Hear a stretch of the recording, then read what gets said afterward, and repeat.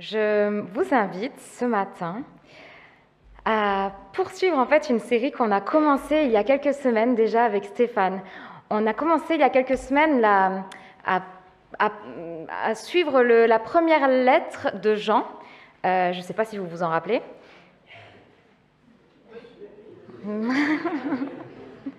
Quelques-uns s'en rappellent, c'est bien.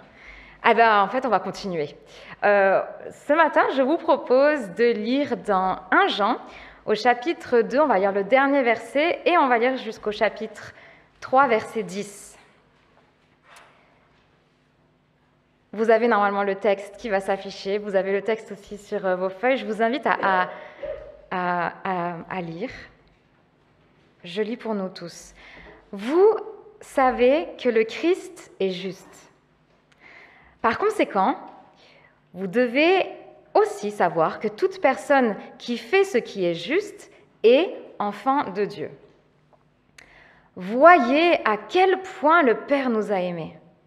Nous sommes appelés enfants de Dieu et nous le sommes réellement. Si le monde ne nous connaît pas, c'est parce qu'il n'a pas connu Dieu. Très chers amis, nous sommes maintenant enfants de Dieu. Mais ce que nous deviendrons n'est pas encore clairement révélé. Cependant, nous savons que quand le Christ paraîtra, nous deviendrons semblables à lui, parce que nous le verrons tel qu'il est. Toute personne qui place son espérance en lui se rend pure, comme Jésus-Christ lui-même est pur. Celui qui pêche rejette la loi de Dieu, car pécher, c'est rejeter la loi. Vous le savez, Jésus-Christ est apparu pour enlever les péchés, et il est sans péché. Ainsi, celui qui demeure uni à lui cesse de pécher. Mais celui qui continue à pécher prouve par là qu'il n'a pas vu et qu'il ne l'a pas connu. Mes enfants, ne vous laissez égarer par personne. Celui qui fait ce qui est juste est lui-même juste, comme Jésus-Christ est juste. Celui qui continue à pécher appartient au diable, car le diable a péché depuis le commencement. Le Fils de Dieu est apparu précisément pour détruire les œuvres du diable. Toute personne devenue enfant de Dieu cesse de pécher, car ce que Dieu a semé reste en elle. Elle ne peut pas continuer à pécher puisque Dieu est son Père. Voici ce qui distingue clairement les enfants de Dieu des enfants du diable. Une personne qui ne fait pas ce qui est juste ou qui n'aime pas son frère ou sa sœur n'appartient pas à Dieu. Ça va? Bon, alors, avant de se lancer dans le texte, il faut que je vous confesse un petit truc. J'ai galéré avec ce texte, vraiment beaucoup. Je galère encore maintenant. Donc, ce que j'ai à vous proposer ce matin, c'est...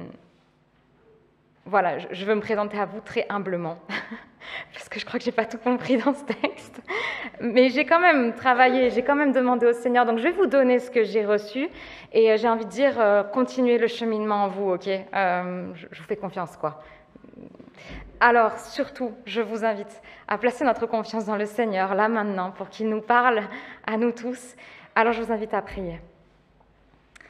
Seigneur, nous te remercions pour ta parole vivante. Nous savons qu'elle est vivante parce que tu es vivant. Tu n'es pas un Dieu mort, mais tu vis et tu es présent au milieu de nous. Merci Seigneur parce que tu te soucies de nous au point de nous parler, de nous communiquer ta volonté. Alors Seigneur, même quand c'est difficile, même quand c'est flou, aide-nous vraiment à comprendre. Dispose nos cœurs, Seigneur, pour que nous puissions accueillir ce que tu as à nous dire ce matin.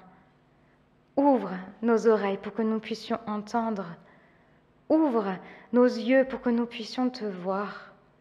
Ouvre notre intelligence, Seigneur, pour que nous puissions discerner ce qui est bon, ce qui t'est agréable, ce qui est parfait.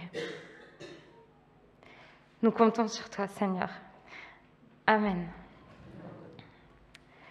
Alors, avant de se lancer dans ce texte-là, je vous invite juste à nous rappeler un petit peu de quoi il est question dans cette lettre.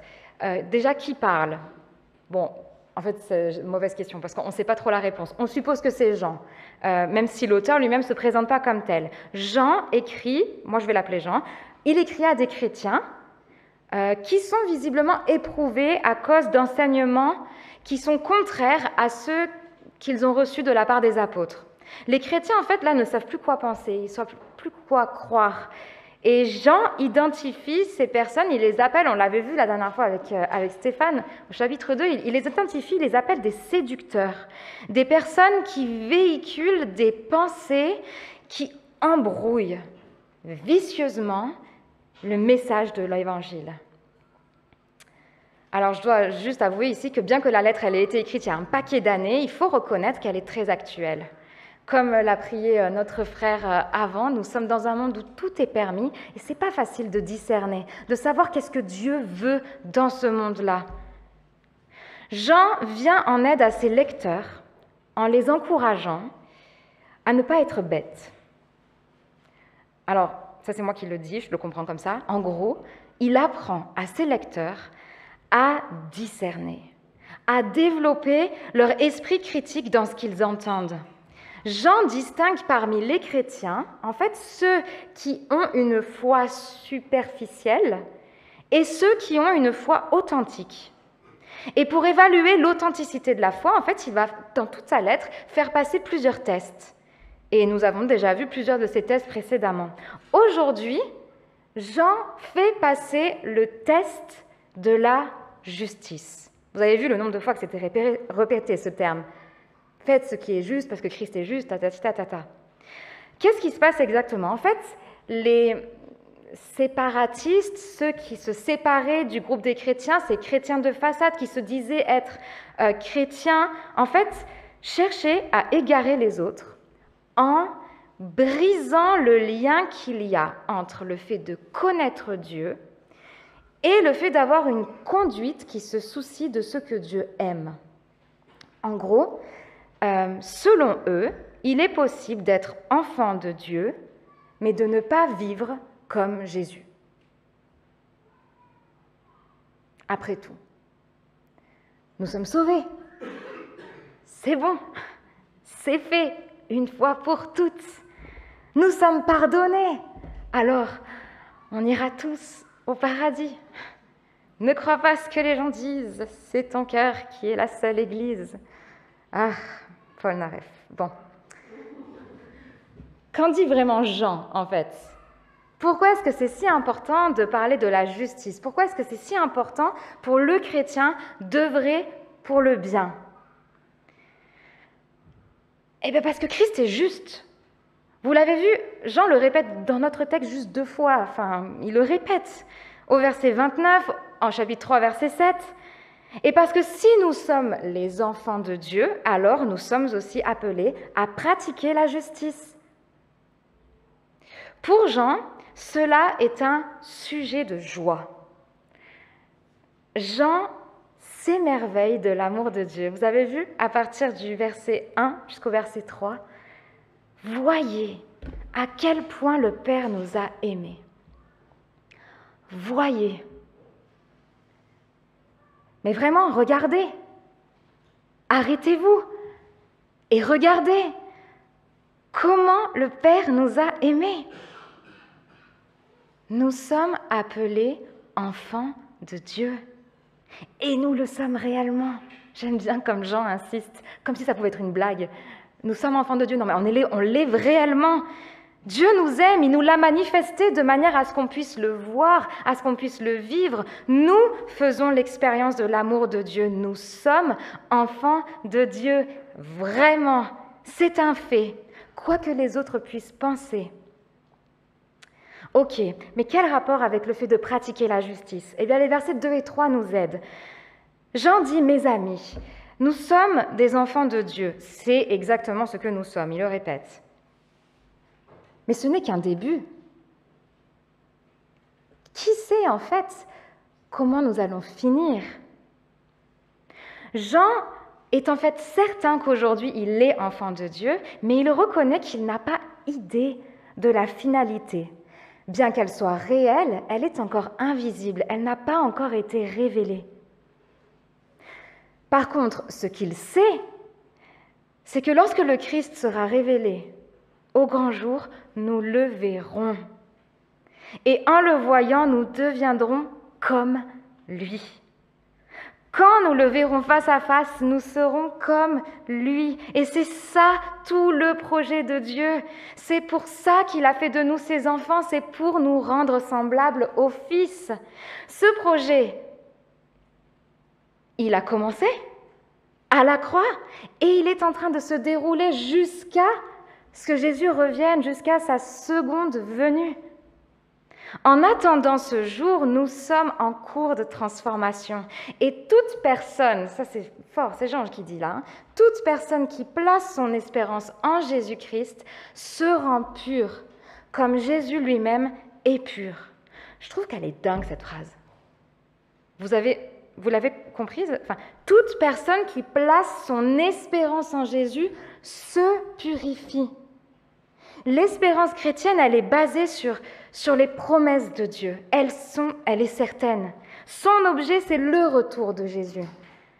Alors, puisque Jésus va revenir, puisque je suis sûre de ce qu'il a promis, alors je tends, tout mon être tend vers cette glorification à venir. Et rien qu'en tendant vers cela, je me purifie déjà, je suis en marche vers cette finalité. Ça me fait penser au texte qu'on trouve dans 2 Corinthiens 3, au chapitre 3, verset 18. Je vous le lis. C'est Paul qui parle cette fois-ci. Il dit « Nous tous, le visage dévoilé, nous contemplons en Christ comme dans un miroir la gloire du Seigneur. Ainsi, nous sommes transformés pour être semblables au Seigneur et nous passons d'une gloire à une gloire encore plus grande. Voilà en effet ce que réalise le Seigneur qui est esprit. » Si on a bien compris ça, si on s'est bien arrêté pour voir comment le Seigneur nous a aimés et ce que ça veut dire pour hier, pour aujourd'hui, pour demain, alors pourquoi chercher ailleurs? Pourquoi chercher ailleurs ce que Dieu peut nous donner pleinement? Vous avez vu? C'est pas mal quand même ce que je viens de vous dire, non? Merci. Mais alors pourquoi est-ce qu'on cherche ailleurs? Ce qu'on peut trouver en Dieu pleinement, c'est quand même étonnant, hein? Seule la vraie espérance peut nous combler. Pourtant, nous sommes tous les jours tentés de nous attacher à de mauvaises espérances. Et c'est ce dont Jean va parler maintenant, à partir du verset 4. Nous sommes enfants de Dieu. Et bizarrement, nous avons ce privilège. C'est une grâce. Et bizarrement, il nous arrive de ne pas agir comme des enfants de Dieu. Jean, dans la suite, ne va pas tout à fait nous dire ce qu'est une conduite juste, mais il va plutôt nous le faire à l'inverse. Il va nous dire ce qu'elle n'est pas. Jean va nous parler du péché. À partir du verset 4 jusqu'à la fin, jusqu'au verset 10, en fait, on remarque que Jean va nous va nous donner un argument qu'il va dire 2 fois, de manière complémentaire. Dans les 2 cas, il faut le dire, la logique est implacable. Jean, il est carré. D'abord, il dit « Celui qui pêche rejette la loi. » Or, Jésus est venu pour ôter les péchés. Donc, celui qui demeure en Jésus ne pêche pas. Ok. Deuxième facette de l'argument, il dit « Celui qui pêche appartient au diable. » Or, Jésus est venu détruire les œuvres du diable. Donc, celui qui pêche n'appartient pas à Dieu. Dans les 2 cas, on remarque que Jean commence par définir ce qu'est le péché. Le péché, c'est rejeter la loi de Dieu. Ça veut dire, c'est lui désobéir. À l'époque de Jean, certains diminuaient profondément la gravité du péché. Et il faut reconnaître que ça arrive encore aujourd'hui. On entend encore certains discours qui nous disent que le péché, parce qu'il est réglé à la croix, on n'a plus besoin d'en parler. Et je reconnais que moi-même, j'ai pas un grand plaisir à en parler. J'aime pas spécialement prêcher sur le péché. Je préfère largement prêcher la grâce, qui est beaucoup plus attirante. Mais ne pas dire la gravité du péché, en fait, diminue fortement la puissance de la grâce. Non, le péché n'est pas qu'une faiblesse de caractère, ce n'est pas un manquement, ce n'est pas un « oups, j'ai mal fait ». Le péché, c'est un acte de rébellion contre la volonté de Dieu. Voilà la nature du péché, voilà ce que c'est réellement. Puis, après avoir dit ce qu'est la nature du péché, Jean va dire quelle est l'origine du péché, le diable. Il n'y a pas de doute là-dessus. Si le péché est un acte de rébellion contre Dieu, eh bien le diable en est le pionnier, le précurseur. Il est celui qui a ouvert le chemin vers cette voie-là. Et dans les deux cas, après avoir défini le péché, Jean fait référence à la première venue de Jésus. Quel était le but de la venue de Jésus? Jésus est venu pour ôter nos péchés, il est venu pour détruire les œuvres du diable. C'est pour cela que Jésus est mort. Donc, à chaque fois qu'on dit que le péché n'est pas si grave, on dit que Jésus est un peu mort pour pas grand-chose. Alors Jean pose ce constat. Le péché et le chrétien, c'est incompatible. C'est même impossible. Pourquoi? Parce que la nature du péché est totalement opposée à celle de Dieu. Or, Dieu a semé dans le chrétien. C'est une drôle de métaphore là, que Jean utilise pour quelque part nous rappeler la nature de la nouvelle naissance. Le chrétien est engendré de Dieu, il est né de l'Esprit, il est d'une autre nature. Jean en vient à rappeler à ses lecteurs leur identité et d'où ils viennent. Comprenez ce que veut dire être enfant de Dieu. Il n'est pas possible de demeurer en Dieu et de continuer à vivre une vie immorale, à faire le mal. C'est clair, Jean est logique, il en finit par déterminer qu'il y a deux groupes, et pas trois. Il y en a deux. Il y a ceux qui font les œuvres de Dieu et ceux qui font les œuvres du diable. Voilà. Alors si vous êtes comme moi, on pourrait arriver à un moment de la prédication où on est un petit peu gêné. Je reconnais que je suis gênée par l'intransigeance dans le discours de Jean. Jean, qu'est-ce que tu nous dis? Je crois que d'abord, l'auteur nous rappelle la radicalité de ce que veut dire être enfant de Dieu. Rappelons ici quand même que Jean parle à des chrétiens. Il ne parle pas à des non-chrétiens ou à des gens qui sont en chemin. Il parle à des chrétiens. Nous sommes enfants de Dieu, vraiment, je le répète, nous sommes enfants de Dieu. Vous avez compris, il parle à des chrétiens. Et à ces chrétiens-là, il leur rappelle quelque part qu'on ne peut pas dire suivre Jésus et ne pas le suivre. On ne devient pas chrétien uniquement pour aller au paradis, pour s'assurer une place là-haut et vivre comme bon nous semble en attendant. C'est bon, j'ai ma place, je suis sauvée. Si tu crois que c'est ça, être chrétien, que c'est s'assurer une place au paradis, alors laisse-moi te dire ce matin que tu passes à côté de tout ce pourquoi Jésus est mort. Jésus est mort et ressuscité justement pour que ta vie ne ressemble en rien à celle que tu menais avant. Jésus est mort pour que tes péchés soient ôtés, pour que tu sois arraché du diable, pour que tu participes à la venue du royaume de Dieu sur terre.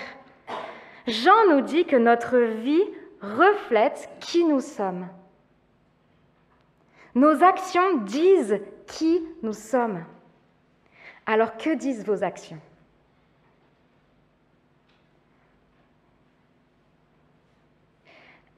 J'aime bien comment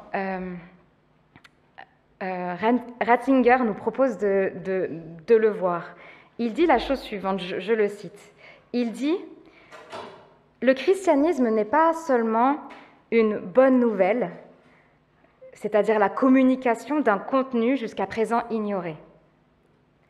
Le message chrétien n'est pas seulement informatif, mais performatif. Cela signifie que l'Évangile n'est pas uniquement une communication d'éléments que l'on peut connaître, mais c'est une communication qui produit des faits et qui change la vie. La porte obscure du temps et de l'avenir a été grande ouverte. Celui qui a l'espérance vit différemment. Une vie nouvelle lui a déjà été donnée. Et je cite de nouveau Jean, « Toute personne qui place son espérance en Christ se rend pure, comme Jésus-Christ lui-même est pur. » L'Évangile nous pousse donc à pratiquer la justice de Dieu, à faire le bien, parce que Dieu nous aime, nous voulons l'aimer. Parce qu'il a fait de nous ses enfants, nous voulons lui ressembler. Parce que Jésus est venu une première fois et qu'il va venir une seconde fois, nous voulons pratiquer la justice. Nous voulons manifester la venue du royaume. Nos œuvres deviennent alors signes d'espérance. Nos œuvres deviennent signes du royaume qui vient. Nos actions sont le reflet de qui nous sommes. Alors peut-être que vous serez gênés par un deuxième aspect. C'est cette histoire de cohérence, justement, entre ce que je suis et ce que je fais. Mes actions ne sont pas toujours à la hauteur de mon appel. Je ne sais pas ce que vous en pensez, mais moi, je l'ai découvert après mon baptême, que, oh là là, que je pêche beaucoup, en fait. Et je dois vous confesser que depuis que je suis pasteur, c'est terrible. C'est terrible de se présenter, de dire je suis pasteur, et en même temps, moi je connais un petit peu mon cœur, et je sais qu'il y a des trucs à bosser, clairement. Enfin, les actes de rébellion contre Dieu, je continue d'en commettre, alors que je suis pasteur. Ça me rappelle un petit peu la semaine dernière, au culte, Julissa avait donné un témoignage. Elle avait dit que l'ensemble de l'Église représente, en fait, elle avait l'impression que l'Église était l'ensemble de colombes qui rayonnent et qui resplendissent et qui sont magnifiques. Et moi, je me sens plutôt comme un bon vieux poulet là-dedans. Moi, je continue de pécher. Comment entendre alors la parole de Jean au verset 9 qui dit « Toute personne devenue enfant de Dieu cesse de pécher. Car ce que Dieu a semé reste en elle. Elle ne peut pas continuer à pécher puisque Dieu est son Père. » Entre nous, ça paraît assez paradoxal, juste par rapport à ce que Jean a dit quelques versets avant. Je ne sais pas si vous vous rappelez. Au chapitre 1, verset 8, Jean disait « Si nous prétendons être sans péché, nous nous trompons nous-mêmes et la vérité n'est pas en nous. Mais si nous reconnaissons nos péchés, nous pouvons avoir confiance en Dieu car il est juste. Il pardonnera nos péchés et nous purifiera de tout mal. » Alors, est-ce que Jean se contredit ? Comment se fait-il que, tout en étant nés de nouveau, nous pouvons continuer à pécher ? Est-ce que Jean ne serait pas en fait en train de mettre en lumière la tension qui est dans la vie chrétienne ? Le chrétien pêche encore, et le nier, ce serait un mensonge. Et en même temps, le péché est radicalement étranger à la nouvelle nature du chrétien. Alors, comment tenir les deux ensemble ? Alors, certains soulignent, je pense avec justesse, que les temps des verbes dans ces deux passages sont différents. Au chapitre 3, verset 9, Jean utilise un présent, ce qui suggère qu'il parle en fait de manière générale du péché, comme une habitude de péché. Alors qu'au chapitre 1, verset 8, il utilise l'aoriste, ce qui suggère en fait un péché ponctuel. En gros, ça voudrait dire que celui qui pêche ponctuellement est appelé à ne pas rester aveugle, mais à confesser son péché. Par contre, il est impossible aux chrétiens de continuer de vivre dans le péché, d'être dans cette habitude de péché, de continuer à mener une vie contre Dieu. C'est un contresens. Alors, je pense que ça aide un peu, cette histoire de temps. Il y a peut-être quelque chose de l'ordre de pécher ponctuellement et une habitude de pécher. Et en même temps, je dois reconnaître que ça ne m'aide pas trop non plus, parce que je suis désolée, mais les chrétiens peuvent aussi pécher de manière habituelle. Classiquement, on pourrait parler des addictions. Ce serait complètement fou de croire que les chrétiens n'ont pas d'addiction. Les chrétiens peuvent aussi être dépendants au tabac, à l'alcool, aux jeux d'argent, au sexe, aux réseaux sociaux, au téléphone, aux achats compulsifs ou que sais-je encore. Mais on peut parler aussi du fait d'être habité par un péché, par exemple, être habité par la colère, être habité par la jalousie ou l'orgueil. Jean aime mettre le lecteur face à des paradoxes qui nous amènent à cerner vraiment des vérités importantes. Il sait que d'un côté, le chrétien doit reconnaître son péché et d'un autre côté, que le chrétien ne pêche plus. Et par cette tension, j'ai l'impression qu'il veut nous replacer face à la réalité de la croix. La solution n'est jamais de nier son péché, mais de toujours le confesser. Et en même temps, le chrétien ne doit pas, il ne peut pas considérer le péché comme une normalité. Christ est notre modèle, il est notre finalité et il est sans péché. Alors le péché est une anomalie dans la vie chrétienne. Alors oui, il surgit encore. Et merci Seigneur, nous avons un défenseur qui intercède pour nous. Constamment, le Christ est le témoin de notre justification. Nous sommes déclarés justes par grâce. Alors il n'y a pas de suspense sur ce plan-là. Mais la nature de notre vocation nous invite à refuser le péché dans notre vie. Jean pose côte à côte ces affirmations pour nous mettre face à la réalité du péché. Il peut y avoir des tentations à tirer d'un côté ou de l'autre qui pourraient nous mener à des faux enseignements. Et j'aimerais terminer avec ça. On pourrait tomber dans un perfectionnisme acharné. Je vais donner tous les efforts que j'ai pour me libérer de cette culpabilité, pour être digne d'être aimé, digne d'être appelé enfant de Dieu, digne de ma vocation.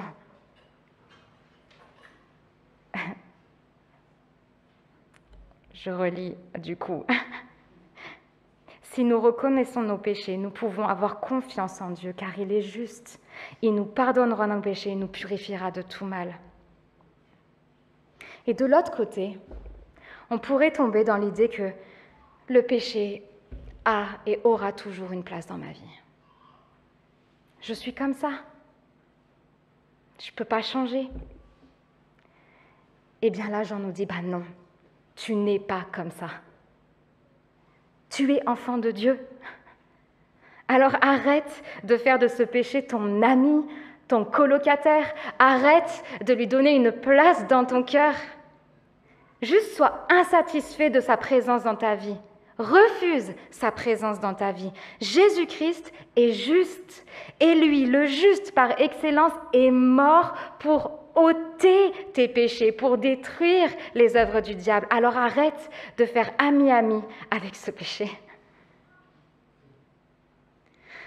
Contemplez le privilège que nous avons en Jésus-Christ. Nous qui étions personne, nous qui étions indignes, nous qui sommes imparfaits, eh bien le Dieu parfait, qui a en horreur le péché, a pourtant choisi de nous appeler ses enfants. Il nous tient depuis le commencement jusqu'à la fin, alors confions-nous totalement à lui. Il nous a sauvés par grâce, il nous transforme par grâce et il nous glorifiera par grâce. Alors, j'ai conscience que là, c'est l'été et que peut-être que vous allez partir en vacances. Mais j'ai quelque chose à vous dire. Dieu ne prend pas de vacances. Je dirais même qu'il part en vacances avec vous, là où vous allez. Alors, qu'est-ce que le Seigneur va transformer en toi cet été? Quelle belle œuvre va-t-il faire naître en toi? Quelle action reflètera cette transformation? J'ai envie de dire cet été, dans toutes les situations que vous rencontrerez, demandez-vous, mais qu'est-ce que ferait Jésus? Passez du temps avec Jésus, profitez de ce changement de rythme pour revenir au cœur de l'Évangile, au cœur d'une relation avec Dieu qui porte du fruit. Profitez-en pour revenir à la maison et pour traiter ce qu'il y a à traiter avec votre Père. Je vous propose de terminer par une lecture. J'aimerais vous lire un extrait de la lettre aux Galates au chapitre 5. Suite à cette lecture, nous prendrons un temps de silence que vous pouvez habiter simplement comme un cœur à cœur avec le Seigneur. Peut-être en profiter pour déposer là le péché avec qui vous avez trop sympathisé. N'hésitez pas à le formuler. Alors, intérieurement, on ne va pas le dire à voix haute, mais dites-le. Écoutons. Galates 5. Voici donc ce que j'ai à vous dire. Laissez l'Esprit Saint conduire votre vie, et vous n'obéirez plus aux mauvais penchants. Car l'être humain que nous sommes a des désirs contraires à ceux de l'esprit, et l'esprit a des désirs contraires à ceux de l'être humain. Ils sont complètement opposés l'un à l'autre, de sorte que vous ne pouvez pas faire ce que vous voudriez.